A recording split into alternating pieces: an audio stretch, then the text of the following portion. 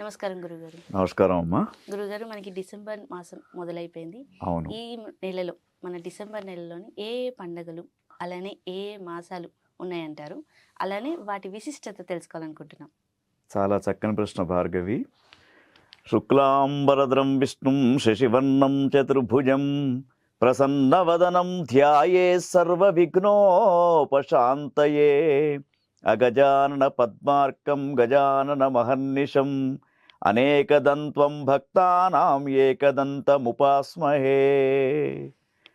చూస్తున్నటువంటి ప్రేక్షకులకు చక్కని కార్యక్రమము డిసెంబర్ మాస ఫలితాలకు స్వాగతం తెలియజేస్తూ, భార్గవి అడిగినటువంటి ప్రశ్న, డిసెంబర్ మాసంలో మనకు 2 మాసాలు కలిసి వస్తున్నాయి.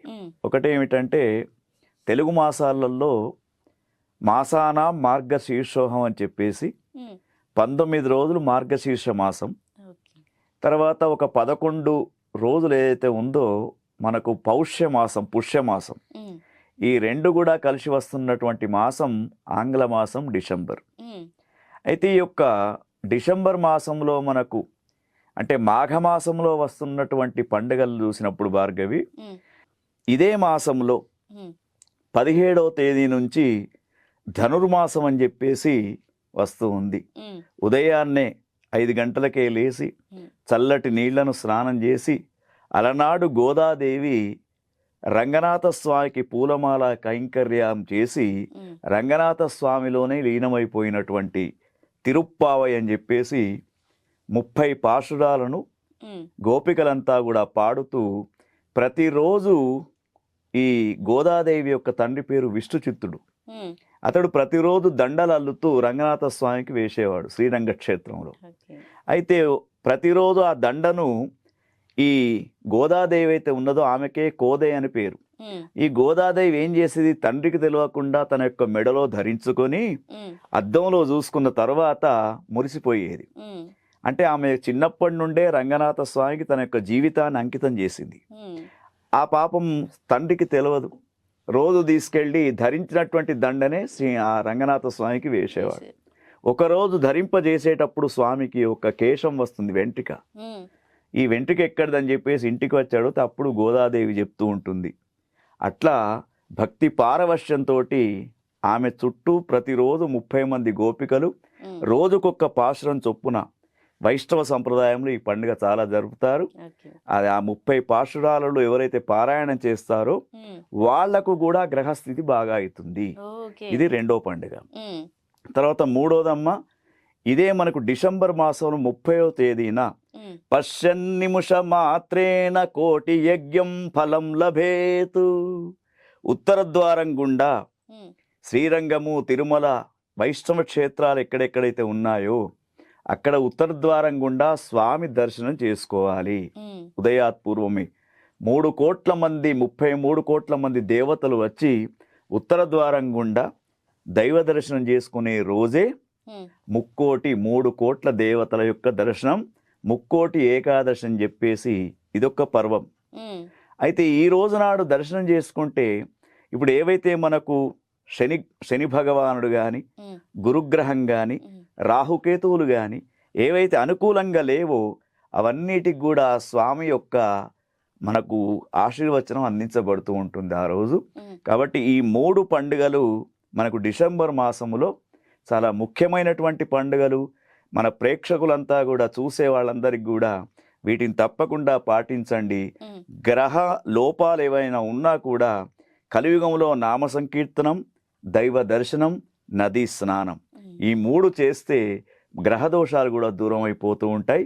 అది మన ప్రేక్షకుల కోసం ప్రత్యేకంగా చెప్తున్నటువంటి ఈ యొక్క ఉపాయం అమ్మా. గురుగారు, డిసెంబర్ నెలలోని కర్కాటక రాశి వారికి ఎలా ఉండబోతుందో తెలియజేస్తారండి?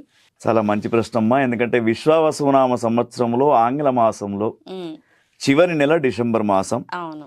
అయితే ఈ డిసెంబర్ మాసంలో ముఖ్యంగా 4వ రాశి అయినటువంటి కర్కాటకం.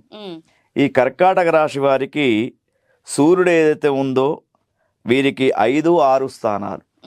అంటే 15 రోజులు బాగా ఉంటాడు, 15 రోజులు బాగా ఉండడు.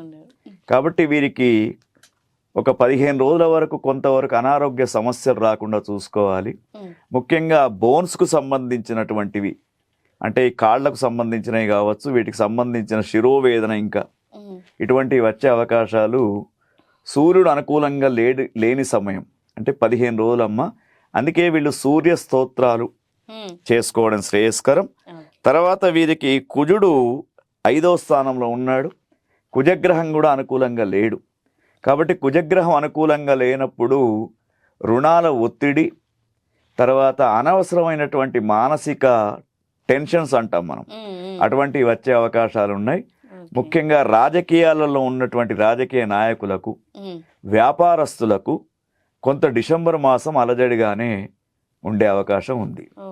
తర్వాత ఇక ఈ కర్కాటక రాశి వారికి బుధగ్రహాన్ని చూసినప్పుడు వీరికి బుధగ్రహం 5వ స్థానంలో ఉండడం అననుకూలంగా ఉంది. అంటే వీళ్ళు చాలా బుద్ధివంతులుగా ఉంటారు, కానీ వాళ్ళ బుద్ధి ఉపయోగపడకుండా పోతూ ఉంటుంది.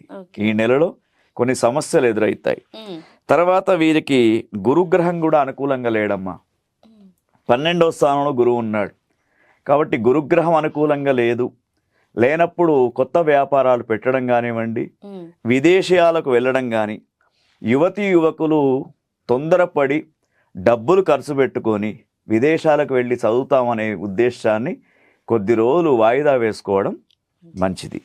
తర్వాత వీళ్లకు శుక్రగ్రహాన్ని గమనించినప్పుడు 5వ స్థానం 6వ స్థానం అంటే 15 రోజులు బాగా ఉంది, 15 రోజులు మధ్యస్థంగా ఉంది. భార్యాభర్తల యొక్క అనుబంధం బాగా ఉంటుంది. తర్వాత కుటుంబ వాతావరణం అనుకూలంగా ఉంటుంది. అయితే వీరికి ఒకటేమిటంటే కుటుంబంలో ఉన్నటువంటి వయోవృద్ధులు ఎవరైతే ఉంటారో వాళ్ళ అనారోగ్య సమస్యలు వీళ్ళను బాధ పెడతాయి. అదొకటి చూసుకోవాలి వీళ్ళు. తర్వాత శనిగ్రహాన్ని చూసినప్పుడు 9వ స్థానంలో ఉంటాడు. అంటే మధ్యస్థమైనటువంటి ఫలితాలు, బాగా అనారోగ్యం ఉండదు, బాగా ఆరోగ్యం ఉండదు, దాదాపు మధ్యస్థమైనటువంటి ఫలితాలు కనబడుతూ ఉన్నాయి. ఇక రాహు కేతువులను చూసినప్పుడు 8, 2 స్థానాలలో రాహు కేతు ఉన్నారు. ఈ రాహు కేతువులు అనుకూలంగా లేనప్పుడు ముఖ్యంగా మనకిప్పుడు ఏదైతే రాజకీయాలలో ఉన్నారో వాళ్లకు వాళ్ళ ముందు మంచి మాట్లాడి వెనుకకు గోతులు తీసే రకాలు ఎక్కువ కనబడుతున్నాయి ఈ మాసాలలో. తర్వాత ఏదైతే స్థానిక సంబంధమైనటువంటి ఎలక్షన్స్ ఉన్నాయో కర్కాటక రాశిలో ఉన్నటువంటి వాళ్ళు భగవంతుని ఆరాధన చేస్తే తప్ప విజయాన్ని సాధించే అవకాశం లేదు. కాబట్టి విజయ పాశుపతం అని ఒకటి ఉంటుంది. ఈ స్థానిక ఎలక్షన్లలో పోటీ చేసే వాళ్లకు కర్కాటక రాశిలో ఉన్నటువంటి వారికి ఆ జయ పాశుపతం, విజయ పాశుపతం అని శివుని యొక్క ఆరాధన ఉంటుంది. అది వాళ్ళు చేసుకోవాలి. తర్వాత ముఖ్యంగా వీరికి ఇంకొక సూచన ఏమిటంటే 17వ తేదీ నుంచి ప్రారంభమవుతున్నటువంటి ధనుర్మాస ఉత్సవాలలో ఏదేని దేవాలయంలో అన్నప్రసాద నైవేద్యానికి వీళ్ళు దానం చేయాలి. ఇది వీళ్ళకు సూచన. ఓకే గురుగారు, నిజంగానే కర్కాటక రాశి వారు ఈ నెల వారికి ఎలా ఉండబోతుంది, అలానే వారు పాటించవలసిన పరిహారాల గురించి చాలా చక్కగా తెలియజేశారు. ధన్యవాదాలు.